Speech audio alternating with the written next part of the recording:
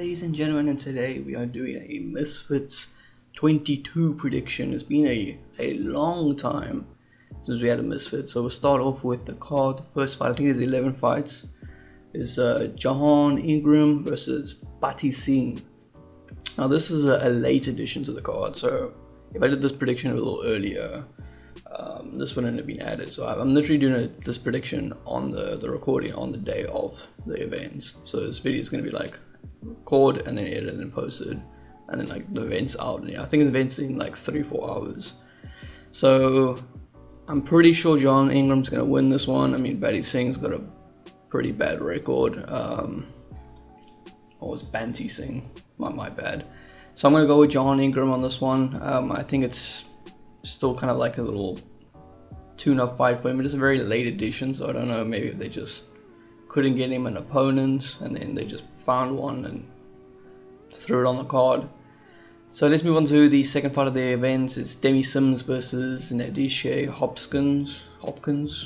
Oh, I said that terribly. I'm gonna go with Demi Sims on this one. I know she's like the huge favorite here. I didn't know that her dad's like a boxing trainer, so I kind of feel like it gives her the advantage, and she's been around that in like her whole life, that it kind of makes sense that she would be the one to win that one. And then the next one is a title fight. It's the women's lightweight title. It's Jayla Card versus Darren Harris. Jayla Card, what the fuck did I say? Carla Jade versus Darren Harris. I'm gonna go with Carla Jade on this one. I think she's got a reach advantage. I did see Devin Harris is like doing fighting, or she's been training or something. I think she said something that she's only been training for 9 months, something like that, 9 or 6 months or something like that. Carla's been doing it for I think like 2 years, something like that now. So I'm gonna go with and still Carla Jade. Then we got Amir Cashman Anderson versus Victor Sequir.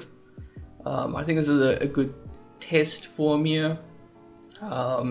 Someone that's got a pretty decent record, but I'm going to go with Amir for the win here on this one. And then the next one we have Ademus Ferrari.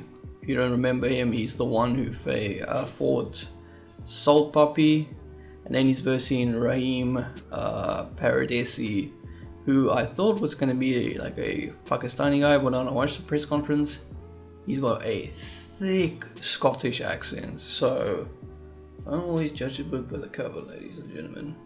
Yeah, I don't know if he was just putting the Scottish accent, but I don't think so. I think he is probably a Pakistani Scotsman, or whatever how you say that. I'm gonna go with the Damas Ferrari, but I think it's what four 3-minute rounds.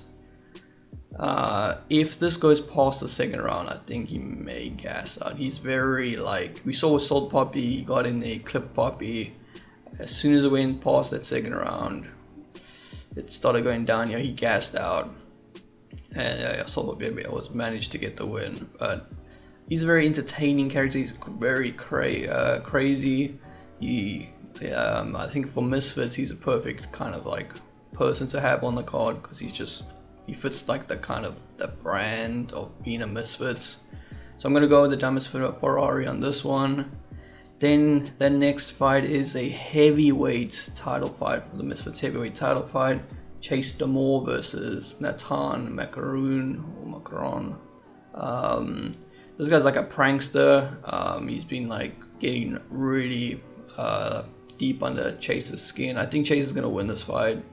I also heard this is kind of like a late replacement, and this guy's kind of just been full ham on promotion, which is good for Misfits. Gets everyone talking, gets everyone wanting to see the fight. But I think this should be a easy win for Chase. I don't know who was originally supposed to fight Chase. I know there was that Roman Fury booking on the KSI when KSI was supposed to fight Dylan Dallas. So I don't know if maybe they were trying to get the Roman match again, or if there was someone else. I can't remember. I did see something, but I just generally can't remember who it was. So yeah, this is like a late replacement. Yeah, he pissed Chase off. He egged Chase. I think Chase didn't even come to the press conference. That's how pissed off Chase was at him. I'm just gonna fix my webcam here, so I'll just slightly up. Whatever. So yeah, I'm gonna go Chase for the win. I do think all the favorites on this side, because I've got everyone on this side, on this left side. So I'm gonna go Chase them all for the win. The next fight is Ty Mitchell putting his the pro super middleweight title on the line, or the Misfits belt, against Sean Hempfield, who apparently has a belt, and he's nationally ranked. He's a ranked middleweight. 19-2. He's pretty impressive. He's got a pretty impressive record. I don't know much about him. Obviously, Ty Mitchell, keeping up with Misfits World, so I kind of know what's going on there. Hempfield is the favorite. I don't know enough to go off for this fight. I just know how Ty boxes. I think Ty Mitchell will probably cause an upset, but I think if it's early, it will be Ty Mitchell. I think the later it goes, Hempfield should, because he's a ranked boxer, apparently he does have a belt. They try to get both belts on the line, but because Ty is not licensed, I think they couldn't get both belts on the line, which would have been fucking sick for Misfits if they could have got that down. I do think if Ty Mitchell beats him, they should try and see if they could get that belt on the line, but I don't think they'll run it back. I think the only way they'd run it back is if it's a very close kind of like split decision and Hempfield wins, something like that, like a decision but very close. Then Ty can go, okay, we'll run it back, I'll go get my license, and we'll put both belts on the line, some shit like that. I'm gonna go with Ty Mitchell on this one, just because that's what I know. He is the underdog. I do think if it's early, like maybe between rounds 1 and 4, it will be Ty Mitchell. I do think the experienced boxer between 6 and 10 should, 5 and 10, I think it should lean towards him. If it's getting scrappy, I'm expecting him to be able to point it. So yeah, I'm gonna go with Ty Mitchell on this one. I think he can do the job and get it done. I just realized I think everyone I'm gonna go for is on the left side. But anyway, moving on to the next fight is Joey Essex versus João Barbosa. Yeah, I think Barbosa's been talking a lot of smack talk. Joey's apparently been training with some boxers, like some actual professional boxers. So it'll be interesting to see. I think if Joey wins, they could do the Deji one if Deji still wants to come back and box. So that could be fun.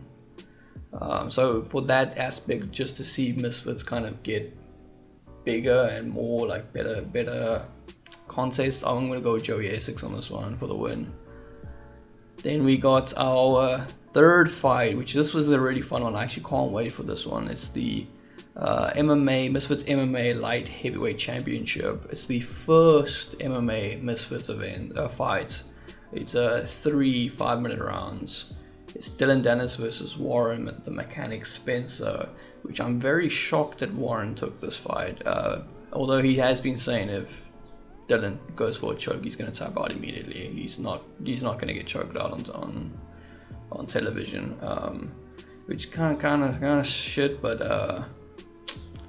it is what it is. But if Dylan doesn't win this, it's so embarrassing for him. It's so embarrassing. I think he's gonna have to retire from combat sport, because he should not lose to Warren. He should easily be able to take him down, and he should be able to ground and pound him, in my opinion.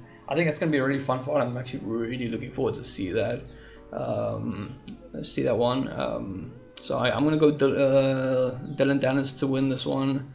I don't know what Misfits are gonna do with him. We'll have to see. But yeah, I'm gonna go with Dylan Dennis on this one. And next we have Tony Ferguson versus Nathaniel Bashmete. I never knew Salt Puppy's last name, but yeah, it's basically Salt Puppy. For the co-main events, this is for the interim middleweight title, and I believe Gibb is the middleweight champion, so that's very interesting. I think Gibb would rather want to go against Tony Ferguson because it's a bigger name, But I'm gonna be honest here.